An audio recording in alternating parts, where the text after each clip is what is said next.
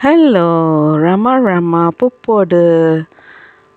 Hope all are in good health, feeling great, relaxed. Now let's continue with chapter 19, part 2, the absolute fast. On the day following the Ram Leela performance, Ramdas roamed over the Bambeshwar hill and came across a cave a few yards above the one occupied by Balak Ram. It was made up of large blocks of rock leaning against each other, forming below a big cavity, having an opening right at the top where the rocks met. The entrance to the cave was a narrow passage through which one could not pass abreast. One had to force oneself in sideways.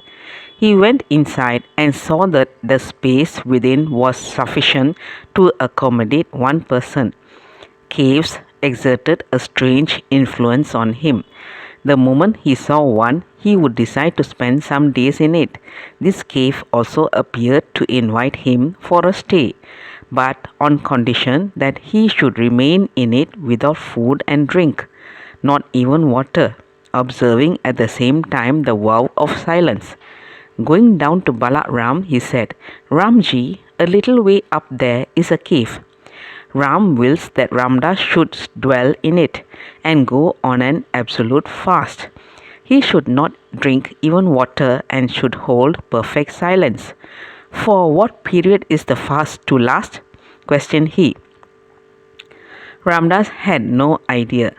"Ram will determine it," Ramdas answered.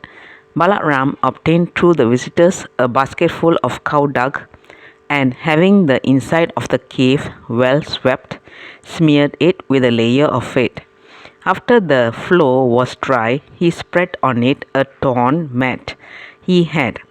In making these arrangements, Balaram manifested great enthusiasm. In the evening, Ramdas occupied the cave. He sat up on the mat in utter darkness, mentally repeating the Ram mantram. Where the rocks that formed the cave met were deep recesses filled with dry leaves. In the darkness, the rustling noises produced by creeping creatures living in these recesses would fall in his ears.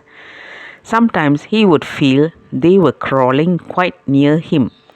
Fear had gone out of his life. He was calm and undisturbed.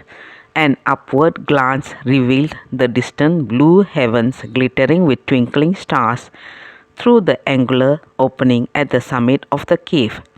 The day dawned. Balaram came to see him and remained for a few minutes. Seeing Ramdas silent and indifferent, he left. The day passed. The time was midsummer. Summer in the United Provinces is attended with extreme heat. From 10 to 5 during the day, the sun was belching forth fire. The rocks of the cave, exposed to the direct blaze of the sun, would burn with intense heat. Fiery breezes were blowing into the cave through the narrow entrance. Ramdas scarcely moved from the mat. The second day passed. On the third day, he rose above body consciousness, and his experience was that he felt a solemn blankness in existence. A stillness and peace pervaded his being. He was now mostly lying down on the mat flat on his back. He had not a wink of sleep, and his eyes were ever open, even in the nights, for he could not keep them shut long. Neither weakness nor pangs of hunger affected him in the least.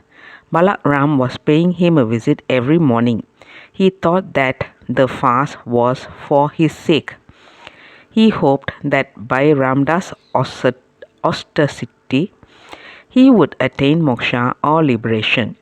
Ramdas did not know, nor did he care to know, the way and why and wherefore of the fast. He simply observed it by Ram's will. At midnight on the third day, Ramdas was sitting on the asan when suddenly a thunder crash was heard, and for quarter of an hour it rained in torrents. The rain pouring down the opening at the roof of the cave directly fell on him as though he was seated beneath a waterfall.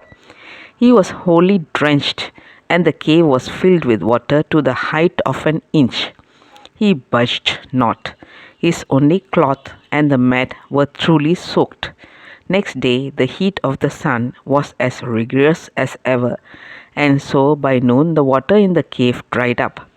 So also the cloth and the mat.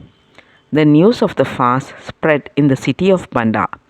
People in large numbers mounted the hill to see him. Many of them came only as far as the lower cave, and after inquiries with Balak returned, while some ascended to the upper cave in which Ramdas lived.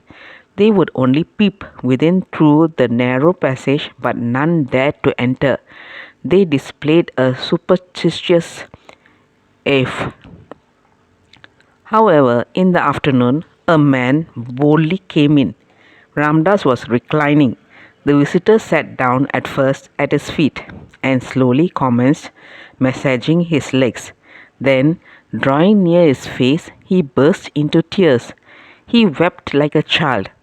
Brushing aside his tears by the sleeves of his coat, he spoke. Maharaj, I am a poor cobbler.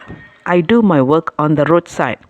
One of my customers who came to me for repairing his shoes narrated the story of your fast. He said that you had even etched water. The news terribly upset me. I thought, how could I go home and take my dinner knowing that there is one on the hill who is starving? My mind revolted against the idea. Dazed and bewildered, I at once threw down the work and ran up here. Now my resolution is this.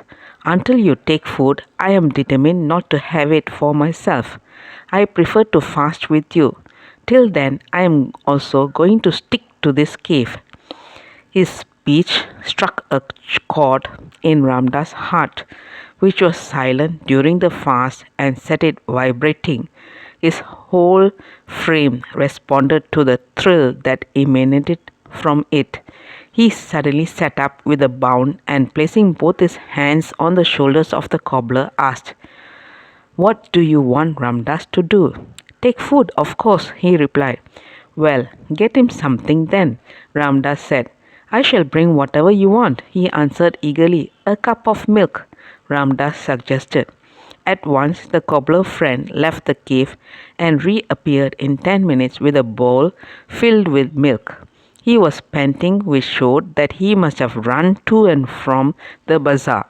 Here you are, Maharaj, he said, and offered the milk. Ramdas drank it. That's all, folks. Let's see in the next chapter. Thank you. Bye-bye. Ramaramapoopodu.